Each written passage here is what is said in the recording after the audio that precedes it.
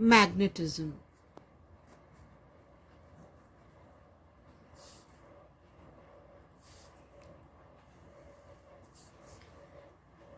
Now, the first known magnets were pieces of lodestone. Natural magnets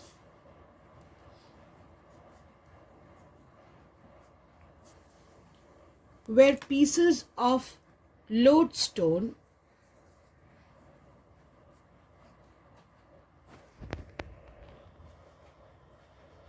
which is an ore of iron oxide. It was an ore of iron oxide Fe3O4. It was found in large quantities in Magnesia in Asia Minor. Now, this natural magnet was found to possess two properties. It was found to possess two properties.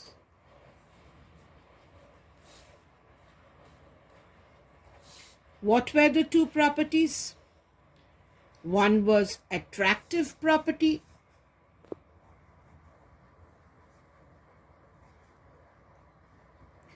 It attracted pieces of iron. Another was directive property.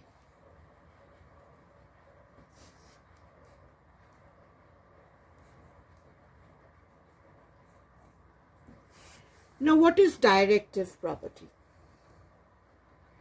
Directive property say, here I have an artificial magnet, that is a magnetic needle. Now you can see the pointer pointing in a particular direction. This is a magnetic needle which can free to move. You can see the needle is free to move. So when you keep this needle, the needle is free. It can rotate. It points to a particular direction, and that is the directive property of a magnet. Now, what is directive property? Say, this is my earth.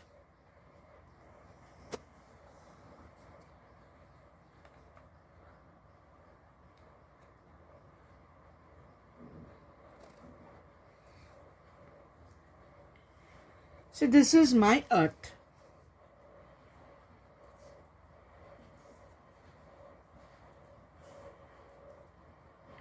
This is my geographic north.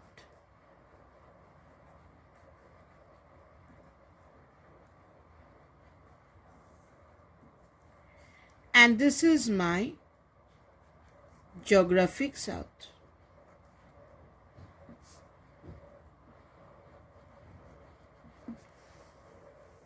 Now this earth has a magnet. This earth has a magnet which is slightly inclined with its geographic north-south.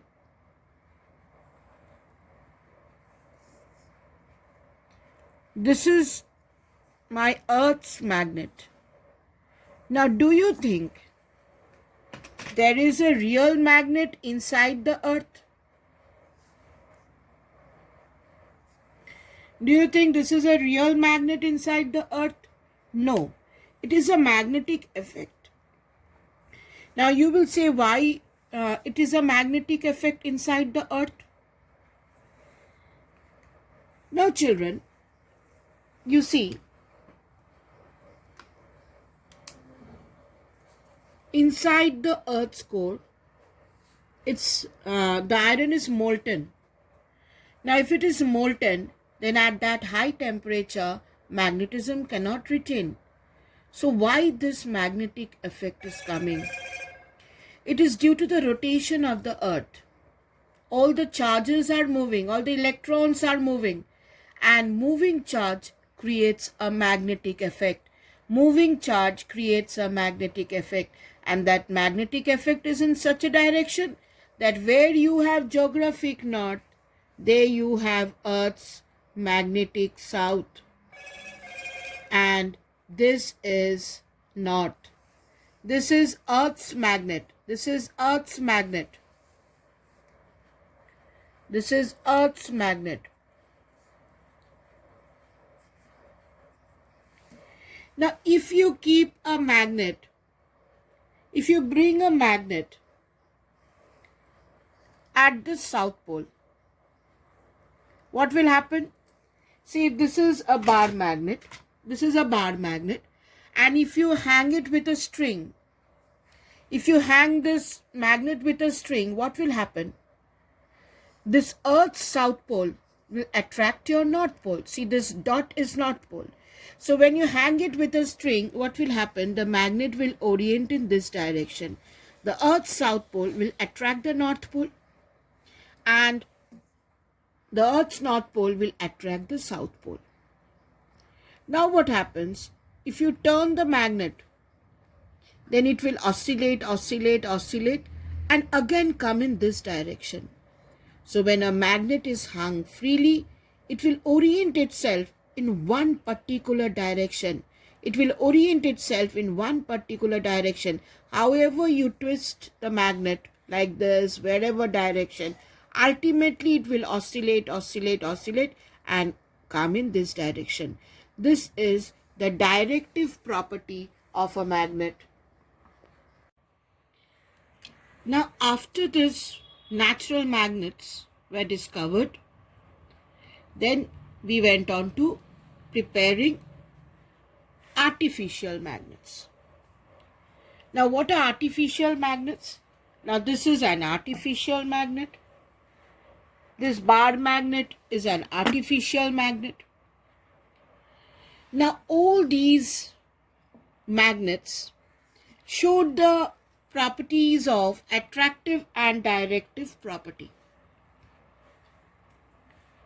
They showed the attractive property and directive property. Say, for example,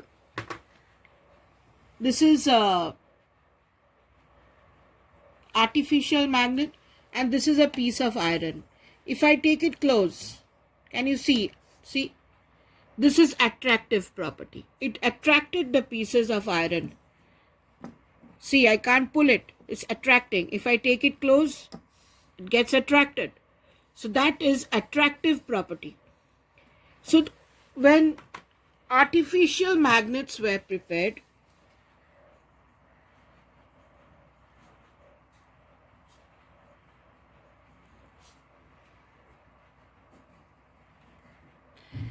it showed a number of properties.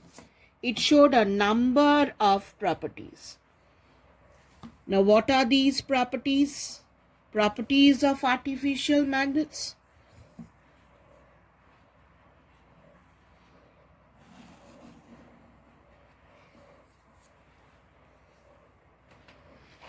Number one, just now we have seen, it shows attractive property.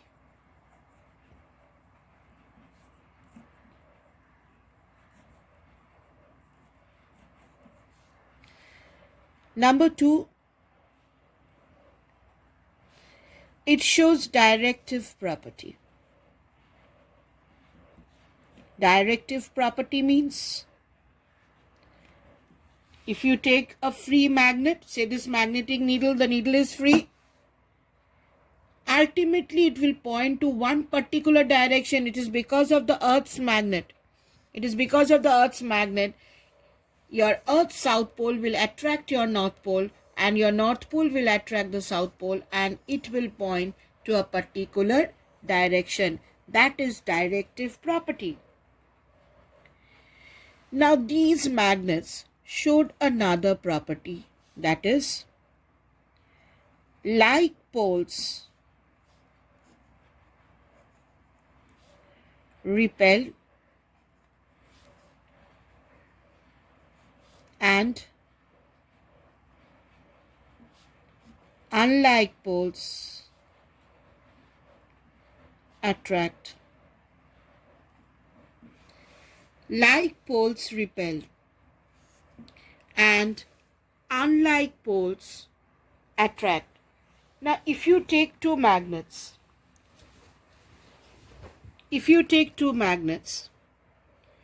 here, see the two white dots are the north pole. If I bring them together, I can see that it is repelling. It is repelling. But if I bring the south pole here, can you see the attraction?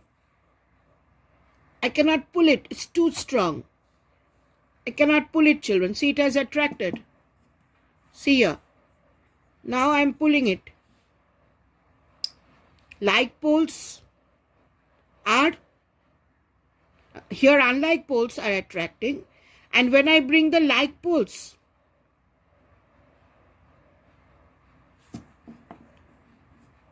see, it's going. I'm bringing them. See, it's going. I'm bringing the like poles. Can you see the repulsion? But when I bring the north pole, the white dot is the north pole and this is the south pole. When I bring them, you see the attraction. So the third property is like poles repel and unlike poles attract. The fourth property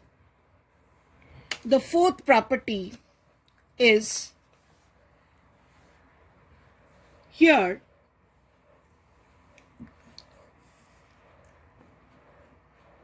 If you take a magnet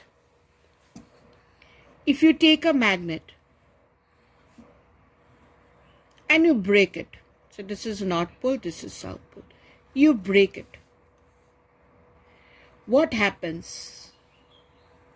Here you will have a south pole. Again you break it, you will have a north pole and a south pole. Again you break it, and even if you go to a single molecule or an atom, you will have a north pole and a south pole. So this tells us that poles of a magnet exist in pairs. Poles exist in pairs. If you go on breaking the molecule into a simplest atom, it will have a north pole and a south pole. You can never have a monopole. Now, in case of an artificial magnet, it is seen that the poles lie slightly inside a magnet. Now, in a lab, if you are asked to locate the poles of a magnet, how do you locate? Location of the poles of an artificial bar magnet.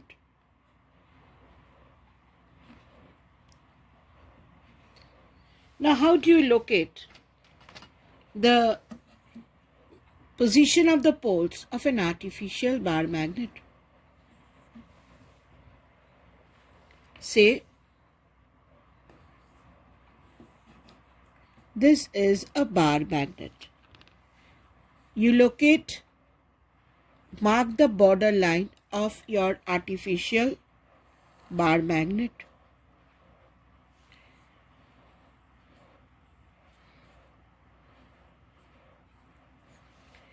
Now you measure the length of the total geometric length of the magnet.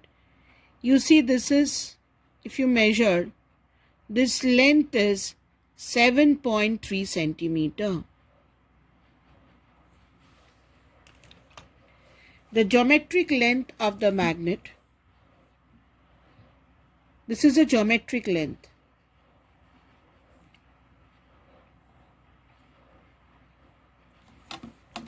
Is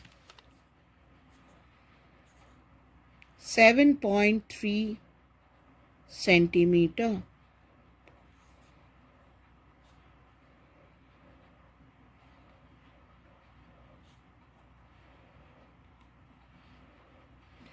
This is the geometric length of the magnet. Now, how to locate the poles? I keep my magnet over here.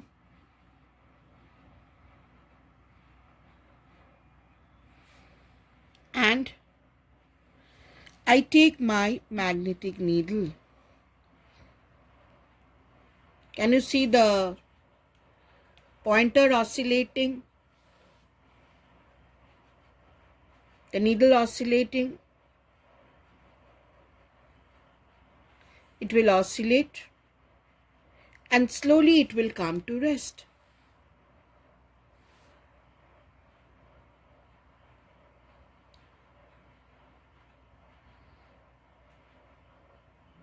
Slowly it will come to rest.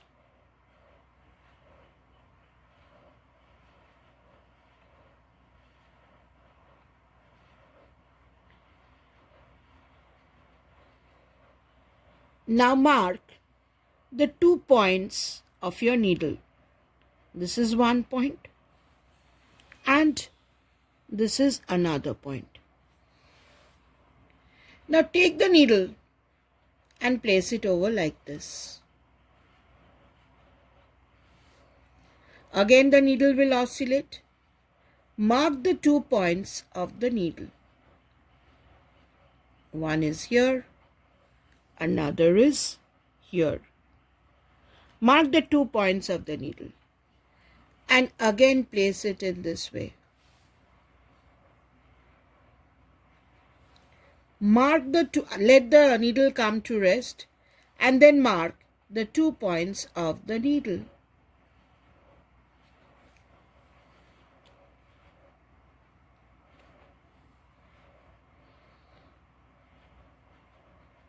Now, with these points, with the 2 points,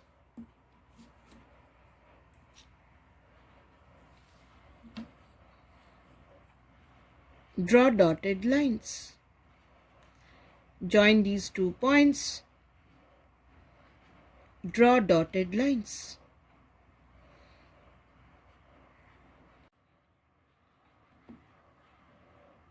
Now, from these 2 points, again draw a dotted line.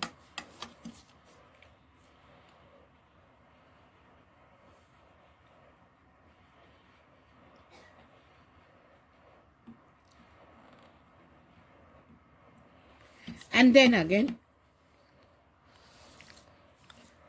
this was my magnet, maybe a little bit here and there we got.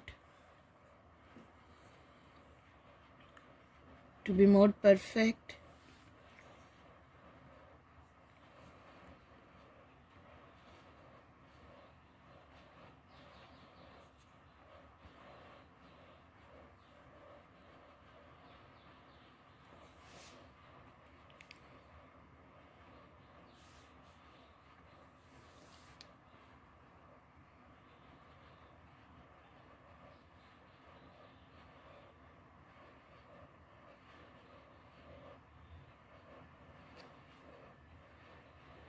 it's a little tilted.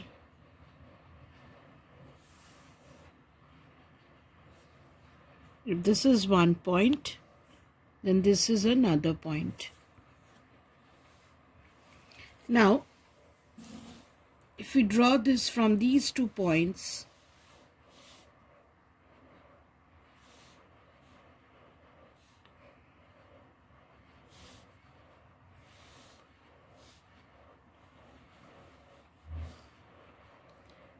mark the poles. Similarly, you will get a pole this side. If you place the needle at 3 different points and you mark, you will get the poles inside. Now, if you measure this distance between the 2 poles, it is called effective length.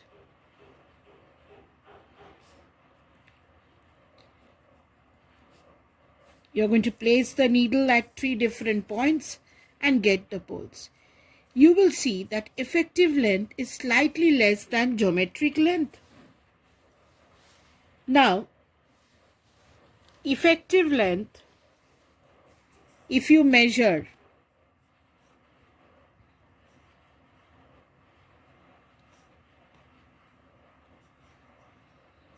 it will be 5 by 6 times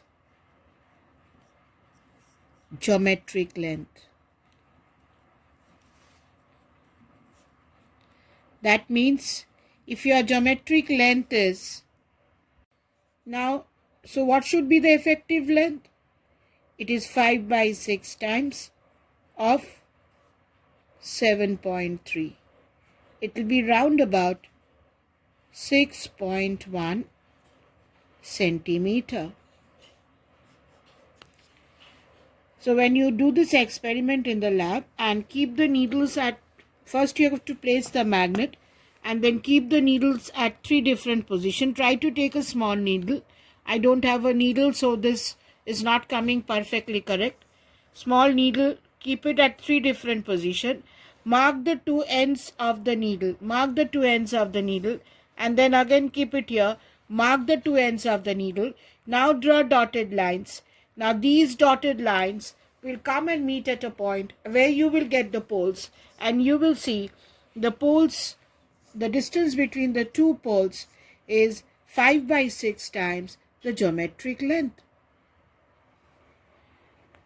Now we move on to another important topic of magnetism is magnetic induction. We move on to magnetic induction.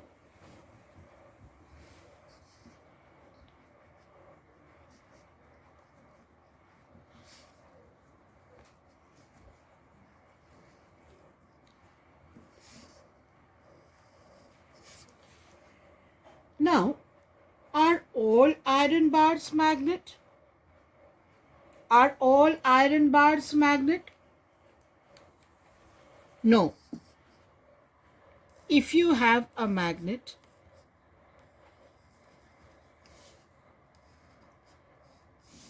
see, this is a soft iron piece.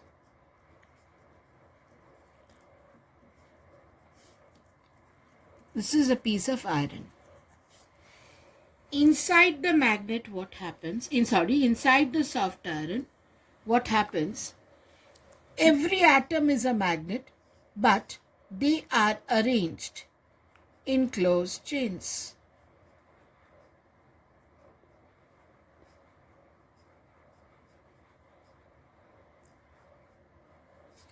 They are arranged in closed chains. And what happens? The magnetic effect of each atom is destroyed. This south destroys the strength of the north pole. This south cancels the north, and the atoms are playing ringa roses. In a soft iron, the atoms are just arranged in a zigzag way, cancelling the effect of each other. This north-south gets cancelled, the effect, this north-south cancelled, north-south cancels, and what you have? Resultant magnetism is 0. Now, when a bar magnet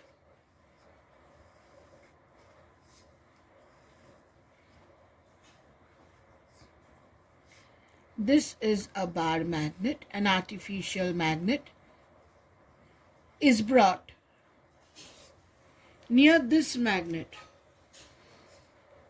near this soft iron.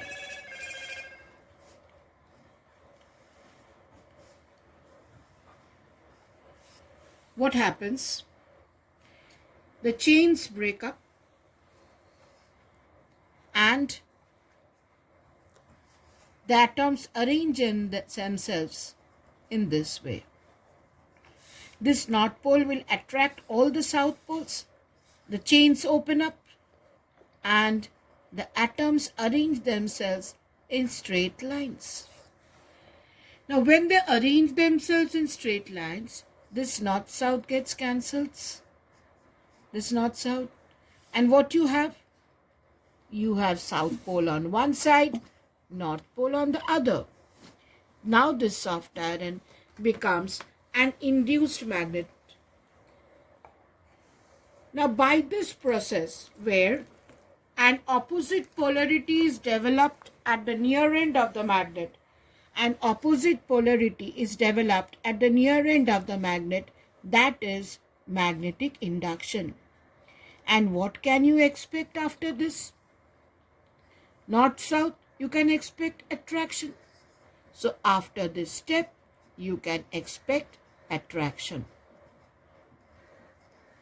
So very often you are asked a question, induction precedes attraction. A very, very important question.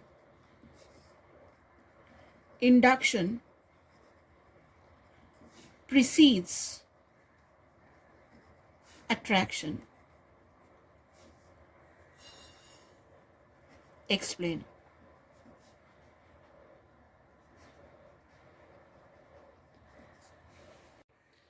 Now here we see there was attraction, but before the attraction, what did we see? We saw induction. So first, we see the process of induction.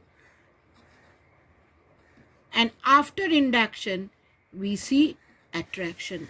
So you might get a question, induction precedes, means before attraction, there is induction. Explain.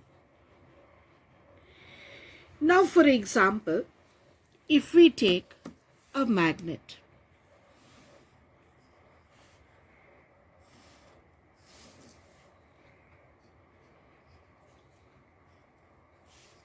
see, this is north pole, this is south pole. And if we take a small piece of pin, you will see that it is getting attracted. So what happens? Induction occurs over here. You have south pole here, north pole here.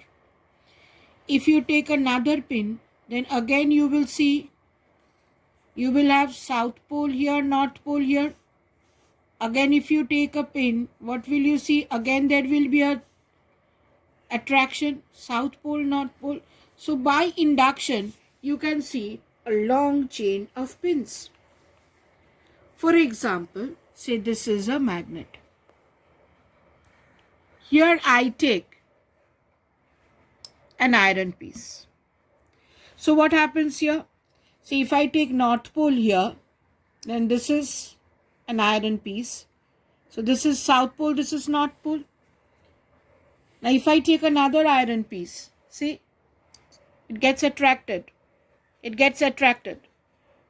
Say I take another pin. See, it gets attracted. See, it's getting attracted. Now, this magnetic induction is temporary. Say for example, if I take this, can you see it? Now it has dropped. Once again, this is my magnet. This is my magnet. This one is my iron.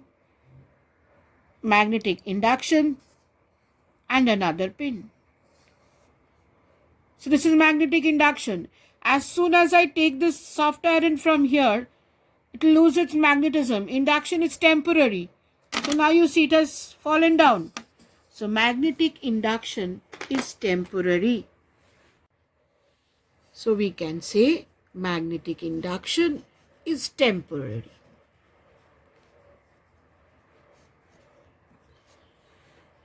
Say for example, if I take the magnet, say this is a magnet,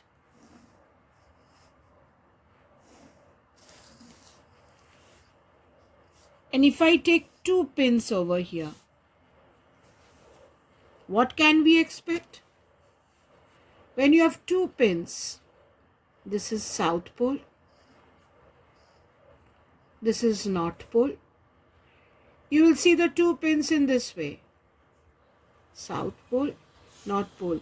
You will see them repelling each other because like poles repel. Now let us take this. Say this is a bar magnet and I take two pins. One here and one here. I take 2 pins. Now can you see? Can you see that the pins are repelling? Pins are repelling because at these 2 points poles are same. So like poles repel. So these pins will repel. Now if we had a horseshoe magnet, over here, say we had a horseshoe magnet.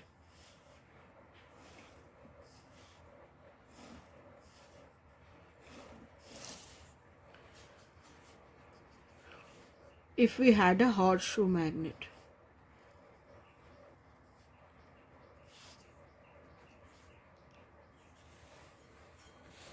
If we had a horseshoe magnet, then what would have happened? Then the 2 needles would have been like this. This is south pole, this is north pole, this is north pole, this is south pole. Now here I don't know where I've kept my horseshoe magnet. I am showing this with 2 bar magnets, children. You see this is north pole. I am keeping the north pole here. And see this is not, the white one is a north pole. I am keeping the south pole this side. I am keeping them far apart so that they don't attract each other. Now I am taking the 2 pins, right?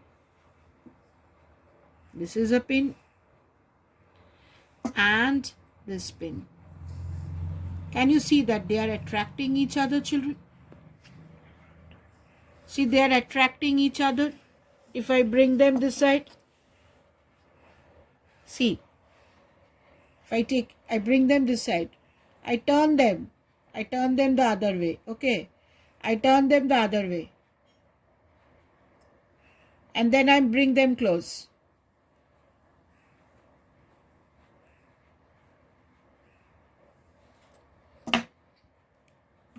So this is north pole and this is the needle. And this is south pole. I bring this pin and then I'm bringing them closer. I'm bringing them closer. Can you see the attraction? Can you see that the needles are attracting each other?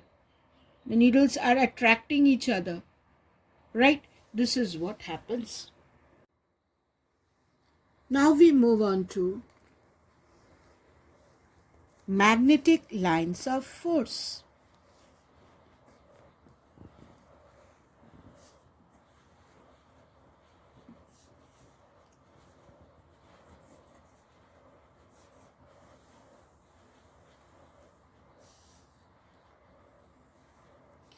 Now, what is a magnetic line of force? Children, say this is a bar magnet.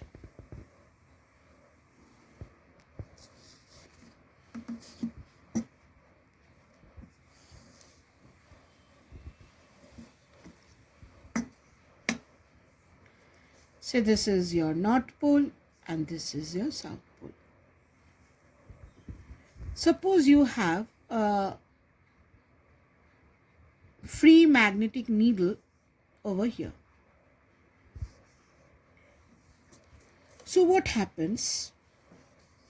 The north pole will be repelled. The north pole will repel this magnetic needle. So this will be my force of repulsion by the north pole. Here you have a north pole. Actually, monopole does not exist. This is just a theoretical explanation. And this north pole is attracted by this south pole.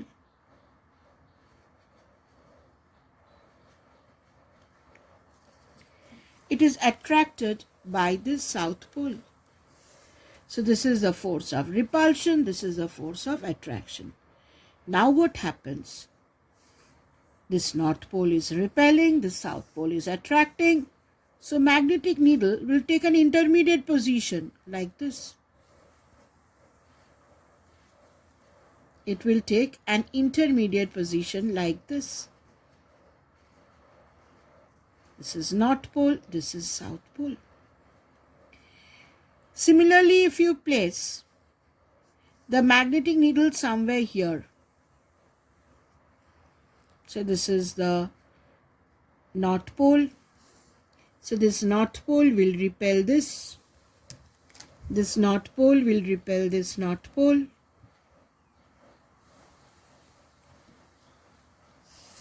and this South Pole will attract.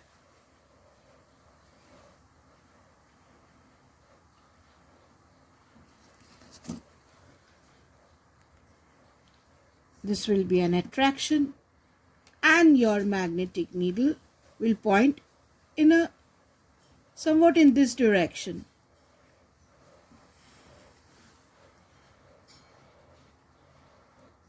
This is North Pole, this is South Pole.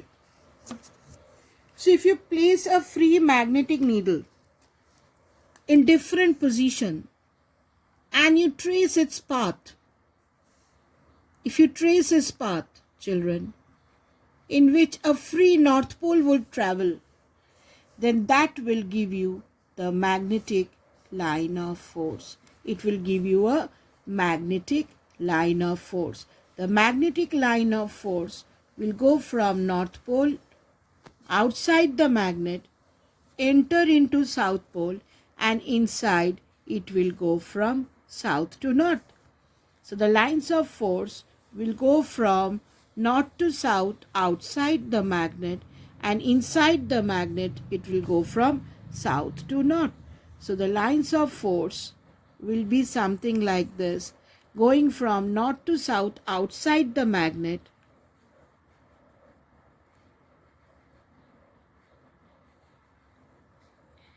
it will come out from North Pole and it will enter into South Pole. It is a direction in which a free magnetic needle would travel. So this is the direction of the resultant force. This is the direction of the resultant force. And another name of force is intensity. Another name of force is intensity. So magnetic line of force can be defined as a closed line. A magnetic line of force can define a magnetic line of force in this way. A magnetic field line is a continuous curve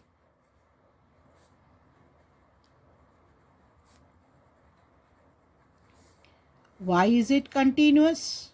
Why is it continuous? Because it goes from north to south outside, south to north inside. It is a continuous curve in a magnetic field.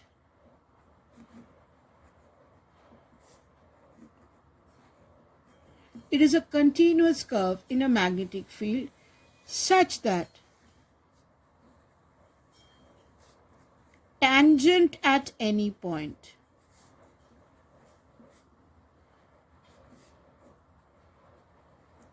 which is the tangent? This is the tangent. This is the tangent. Tangent at any point. The tangent at any point gives, what does it give? It gives the direction in which a resultant force acts. Gives the direction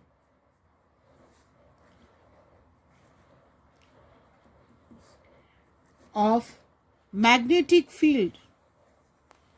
It gives the direction of magnetic field at that point. It gives the direction of magnetic field at that point. It gives a direction of magnetic field at that point.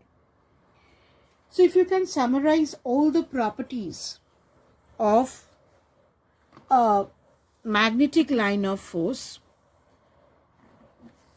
let us jot down the points of magnetic line of force.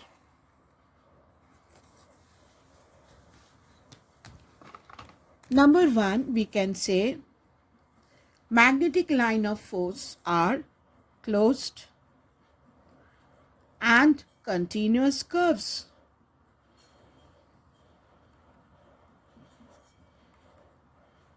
They are closed and continuous curves.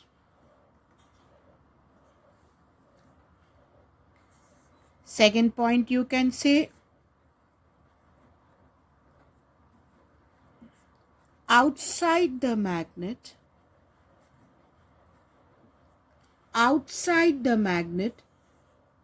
they are directed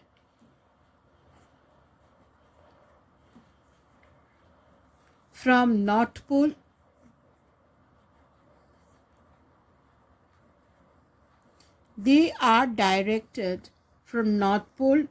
towards the South Pole of the magnet.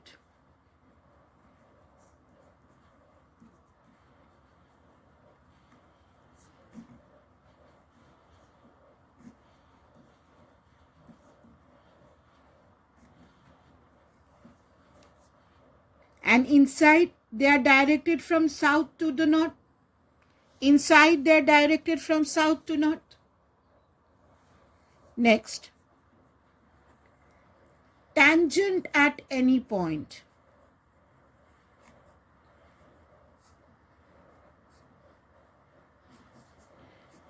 Tangent at any point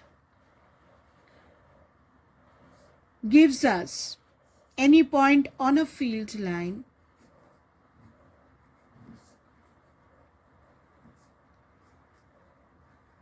gives us the direction of magnetic field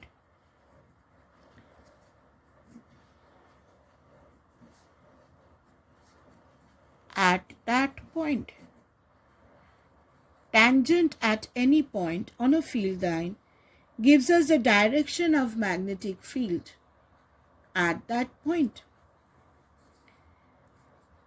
Next point, children.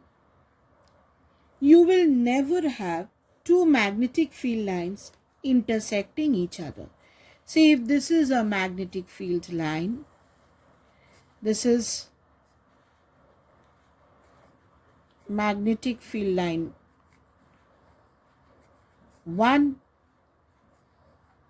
and you have a magnetic field line 2,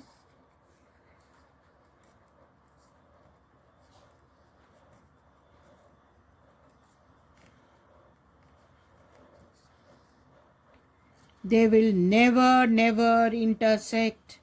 They will never intersect. Why? Because if they intersect,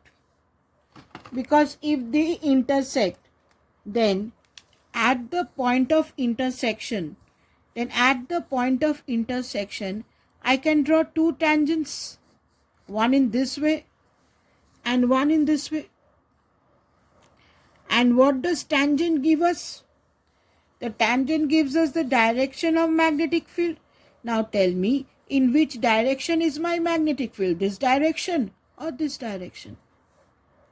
So it is totally wrong. It is wrong. Two magnetic lines of force can never intersect. For if they do, then at the point of intersection, I will have two directions of magnetic field, which is absurd. Next point.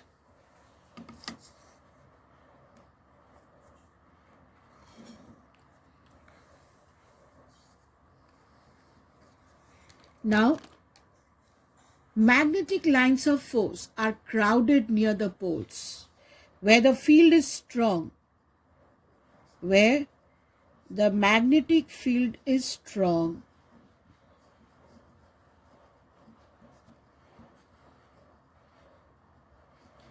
There you will find, for example, near the poles of a magnet.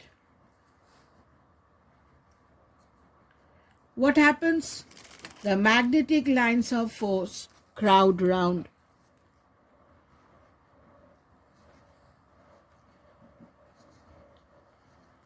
Lines of force crowd. So magnetic lines of force crowd round near the poles of the magnet, and where the field is very, very weak, they are separated out. Another property of magnetic line of force, children, is that when you have parallel equidistant field lines, when you have parallel and equidistant field lines,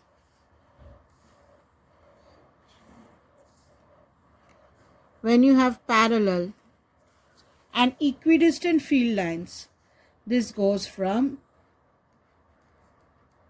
magnetic north to magnetic south, and where you have magnetic north, there you have geographic south, and where you have magnetic south, there you have geographic north. When you have equidistant field lines, the distance is same, they are parallel, lines of force are parallel. There you can say that the magnetic field is uniform. Here you can say a magnetic field is uniform.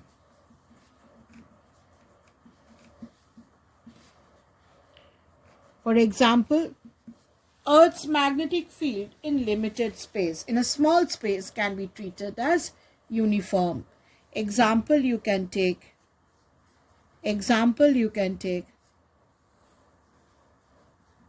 Earth's magnetic field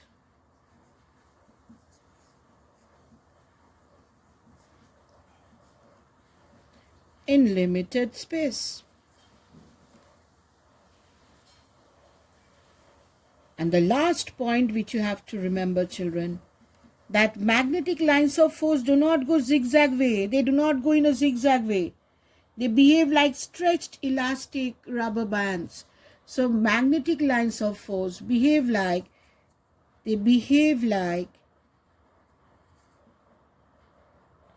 stretched elastic rubber strings. They behave like stretched elastic rubber strings.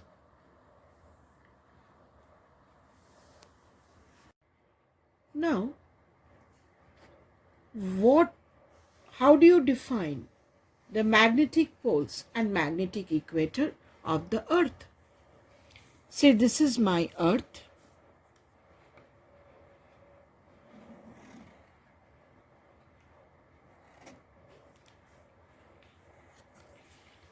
This is my Earth, and you have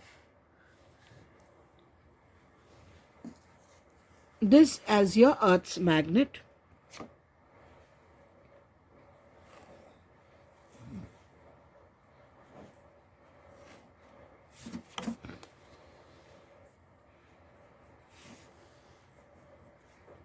This is geographic north.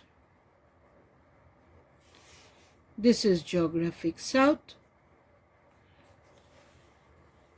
This pole is near north, you have south, and this is north. Now at the poles, if you place a magnetic needle, you will see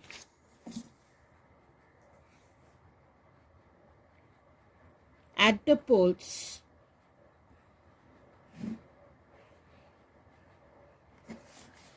if you place a magnetic needle, you will see the magnetic needle in this orientation.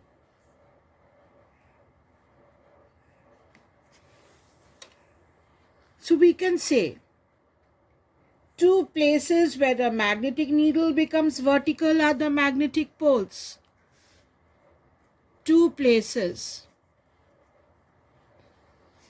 where the magnetic needle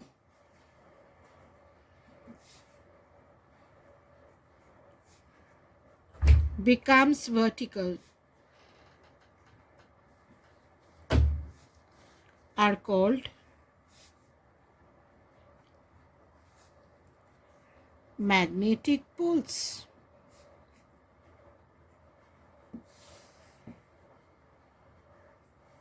And if you join all the lines, if you join all the places where the magnetic needle becomes horizontal, that is the magnetic equator. So this is my geographic equator. This is my geographic equator.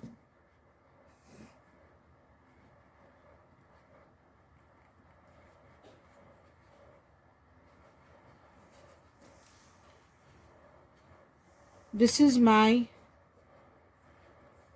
geographic equator.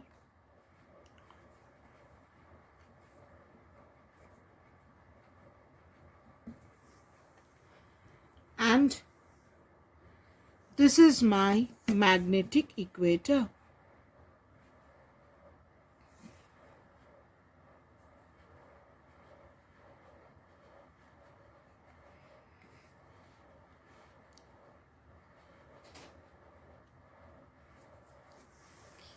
This is my magnetic equator, where you will find the magnetic needle becoming like this.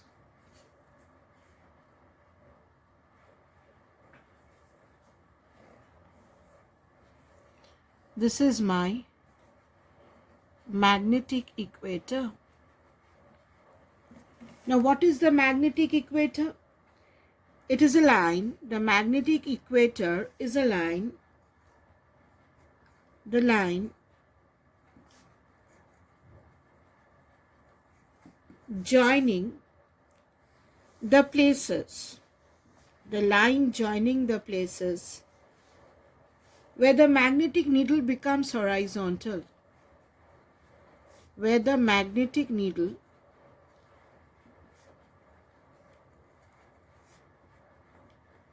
becomes the line joining the places where the magnetic needle becomes horizontal is called the magnetic equator. Is called the magnetic equator. The line joining the places where the magnetic needle becomes horizontal, where the magnetic needle becomes horizontal means parallel to the Earth's surface. And the line joining the places where the magnetic needle becomes horizontal is called the magnetic equator. The magnetic field lines of the Earth are normal to the surface near the poles. The magnetic field lines, it comes out from North Pole and enters into South Pole. So you can say here the magnetic field lines of the Earth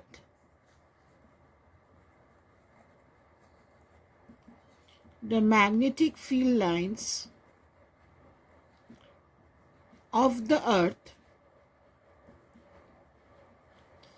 the magnetic field lines of the Earth are normal to the Earth's surface.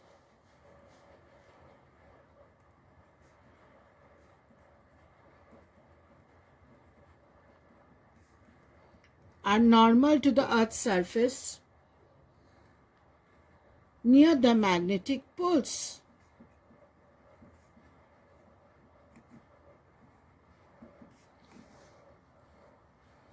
Near the magnetic poles. And the lines of force are parallel to the Earth's surface.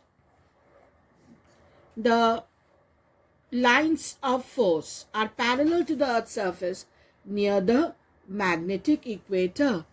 The magnetic field lines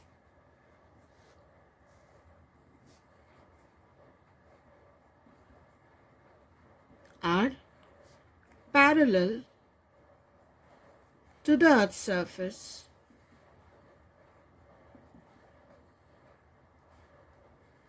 Near the magnetic equator.